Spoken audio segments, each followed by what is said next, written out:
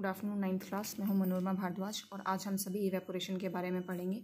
अगर हम लोग बात करें इवेपोरेशन आखिरकार है क्या चीज़, तो इवेपोरेशन के बारे में हम लोग आपको पहले ही बता चुके हैं। इवेपोरेशन और बॉइलिंग पॉइंट में डिफरेंस होता है। दोनों ही प्रोसेसेस में लिक्विड जो है वो वेपर में कन्वर्ट होता है, लेकिन इवेपोरेशन में जो है वो बॉइलिंग पॉइंट से कम पर भी चेंज हो सकता है। लेकिन अगर हम बॉइलिंग की बात करेंगे तो बॉइलिंग पॉइंट तक टेम्परेचर देना कंपलसरी है। तो फिलहाल इवेपोरेशन की अगर हम लोग बात करेंगे तो ये एक ऐसी प्रोसेस है जिसमें कि लिक्विड चेंज होता है वेपर्स पर, लेकिन ये ज़रूरी नहीं है कि इसमें बॉइलिंग पॉइंट तक जो है टेम्परेचर को पहुंचाया जाए। अगर पहुंचा जाए तो अच्छी बात है, बट ये कंपलसरी वाली कंडीशन नहीं है। बट बॉइलिंग में ये कंपलसरी कंडीशन है, ठीक है।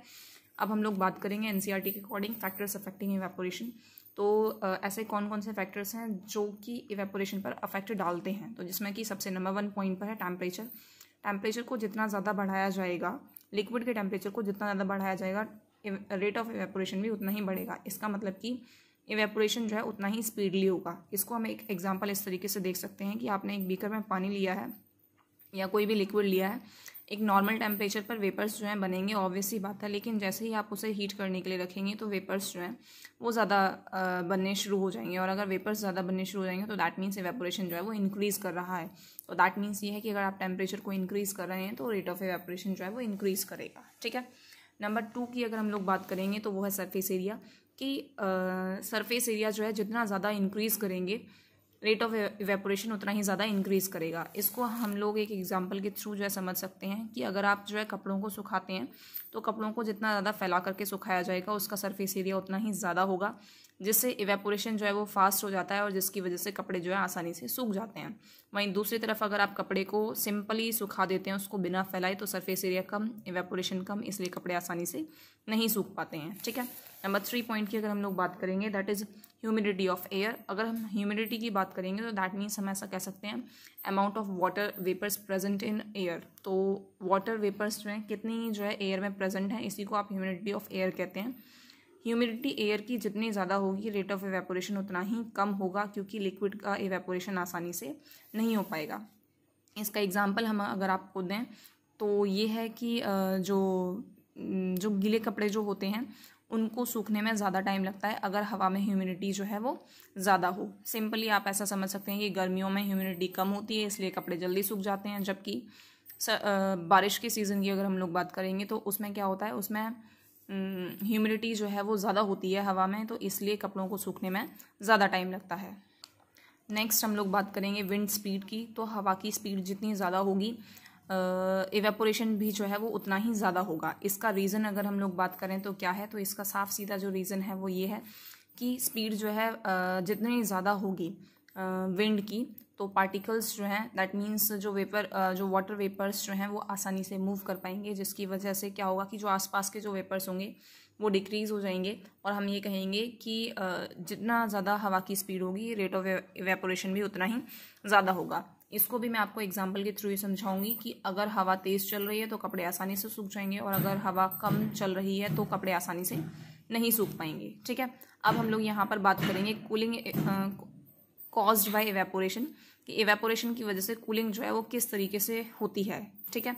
तो यहाँ पर हम आपको ये बताएंगे कि जो इवेपोरेशन अगर हो रहा है तो उसके बाद में जो है कूलिंग जो है वो होगी। अब ये किस तरीके से, कि हम लोग ये जानते हैं कि अगर किसी भी लिक्विड का इवेपोरेशन हो रहा है तो वो अपने आसपास वाली जिस चीज़ से वो टच हो रहा है उससे लेटेंट हीट लेगा। अब लेटेंट हीट क्या है, इस चीज़ को हम आपको थोड़ी देर में समझाएंगे। तो फिलहाल आप सिर्फ और सिर्फ इतना समझिए कि वो उससे कुछ अमाउंट में हीट लेगा। अब कोई ऑब्जेक्ट अगर हीट जो है लूज़ कर रहा है तो दैट मीन्स क्या है कि वो ऑब्जेक्ट जो होगा वो ठंडा हो जाएगा, ठीक है। अब इसके कुछ एग्जांपल्स जो हैं हम आपके साथ में डिस्कस कर रहे हैं, जिसमें कि सबसे पहला एग्जांपल है कि ड्यूरिंग हॉट समर्स जो गर्मियों के दिन होते हैं तो पानी को नॉर्मली अर्थन पॉट में दैट मीन्स मटके में रखा जाता है, और उसकी वजह से जो मटके का जो पानी है वो ठंडा हो जाता है। हम इसका रीज़न जानना चाहते हैं। अगर हम इसके रीज़न की बात करें कि गर्मियों में जो मटके में पानी होता है वो ठंडा क्यों हो जाता है, तो इसका रीज़न जो है वो ये है कि जो मटका जो होता है उसकी जो वॉल्स जो होती हैं उसमें बहुत ज़्यादा छोटे छोटे पोर्स होते हैं, उसमें बहुत ज़्यादा छोटे छोटे छेद होते हैं जिनको हम नेक्ड आई से नहीं देख सकते, लेकिन उन पोर्स में होकर के जो वाटर है वो लगातार रिसता रहता है, लगातार बाहर आता रहता है उस पॉट से उन पोर्स के थ्रू जो है पानी लगातार बाहर आता रहता है। अब जब पानी बाहर आएगा तो इवेपोरेट होगा, और अगर वो इवेपोरेट होगा तो हम लोग जानते हैं कि इवेपोरेशन के लिए या वेपोरेशन के लिए यहाँ पर हम एक्स्ट्रा हीट जो है प्रोवाइड नहीं कर रहे हैं एक्सटर्नल सोर्स से, तो वो अपने आसपास के environment that means earthen pot से और जो बचा हुआ जो पानी है उससे जो है वो हीट लेगा जिससे कि उसका इवेपोरेशन हो। अब क्योंकि जो बचा हुआ पानी है वो जो है हीट लूज़ कर रहा है, जिसकी वजह से जो पानी जो होगा वो ठंडा हो जाएगा। ठीक है, इवेपोरेशन के कूलिंग इफेक्ट की अगर हम सेकेंड एग्जाम्पल की अगर हम लोग बात करें तो हम लोग यहाँ पर जानते हैं कि जब हमारी बॉडी स्वेट करती है तो हमारी स्किन पर जो है स्वेटिंग आ जाती है, पसीना आ जाता है। तो जब वो पसीना इवेपोरेट होता है तो वो हमारी बॉडी से हीट लेता है। अब जब हमारी बॉडी से हीट लेगा तो ऑब्वियसली बात है हमारी बॉडी ने हीट लूज़ की, जिसकी वजह से हमारी बॉडी जो है वो कूल फील करती है, कंफर्टेबल फील करती है। तो ये भी कूलिंग कॉज बाय इवेपोरेशन का ही एक एग्जांपल है। हम यहाँ पर आपको ये भी बताना चाहेंगे कि अगर जो फ़ैन है फ़ैन क्या करेगा, विंड स्पीड को इंक्रीज़ करेगा, तो दैट मीन्स क्या होगा, रेट ऑफ एवेपोरेशन इंक्रीज़ करेगा, और इसका मतलब ये होगा कि हमारी बॉडी जो है वो ज़्यादा कूल और कंफर्टेबल फील करेगी। ठीक है, एक और क्वेश्चन देखते हैं। ये आपकी एनसीईआरटी का ही क्वेश्चन है कि desert cooler cools better on a hot and dry day. तो एक डेजर्ट कूलर जो है वो एक हॉट और ड्राई डे में ज़्यादा बेटर फील कराता है। उसका क्या रीज़न है, तो देखिए हॉट है तो दैट मीन्स टेम्परेचर ज़्यादा है, ड्राई है तो दैट मीन्स ह्यूमिडिटी जो है वो कम है।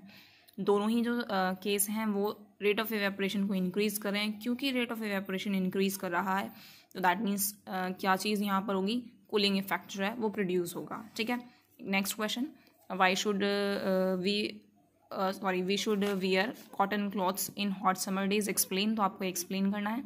तो हम लोग जानते हैं कि कॉटन जो है सिंथेटिक जो क्लॉथ्स होते हैं उनके कंपैरिजन में पहनने में कंफर्टेबल होता है। इसका जो है स्वेट को एब्जॉर्ब करने की जो टेंडेंसी होती है वो ज़्यादा होती है। अब स्वेट को अगर एब्जॉर्ब कर लेगा तो दैट मीन्स इवेपोरेशन होगा, इवेपोरेशन होगा तो दैट मीन्स कूलिंग इफेक्ट। तो आप इस चीज़ को अपने आप एक्सप्लेन करके लिखेंगे। ठीक है, नेक्स्ट आपसे क्वेश्चन में पूछा गया है कि हम लोग जो है गर्म चाय या फिर दूध या फिर कोई भी गर्म लिक्विड जो है उसको कप की तुलना में जो है एक प्लेट या फिर सॉसर जो है उससे जो है आसानी से पी पाते हैं। इसका क्या रीज़न होगा। ठीक है, तो मैं यहाँ पर आपको जो है सिर्फ और सिर्फ डायग्राम के साथ में छोड़ती हूँ, आप लोग अपने आप इसको बनाएंगे। कप आप लोग, मैं उम्मीद करती हूँ मेरे वाले कप से थोड़ा सा बेटर बनाएंगे। ठीक है, आपके पास में कप है, सॉसर है आपके पास में कुछ इस तरीके से। ठीक है, इसमें भी जो है लिक्विड है। ठीक है, अगर मैं लिक्विड की बात करूँ तो यहाँ पर आपके क्वेश्चन में जो है हॉट टी की बात कही गई है, बट मेरा उसमें कोई इंटरेस्ट नहीं है। मैं यहाँ पर आपको बता रही हूँ कि यहाँ पर क्या है, लेस सरफेस एरिया,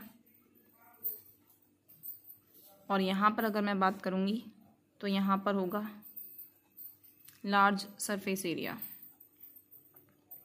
ठीक है, हम लोग जानते हैं कि सरफेस एरिया जितना कम होगा इवेपोरेशन उतना ही कम होगा, और इवेपोरेशन जितना कम होगा जो भी आपने लिक्विड लिया है वो उतना ही देर से ठंडा होगा, और जितना देर से ठंडा होगा आपको पीने में उतना ही ज़्यादा दिक्कत होगी। तो इस चीज़ को भी आप लोग अपने आप लिखेंगे कि सरफेस एरिया के ऊपर कैसे डिपेंड कर रही है क्या चीज़। ठीक है, अगर आपको कोई चीज़ समझ में नहीं आई है तो फिर आप कमेंट बॉक्स में कमेंट करके पूछ सकते हैं।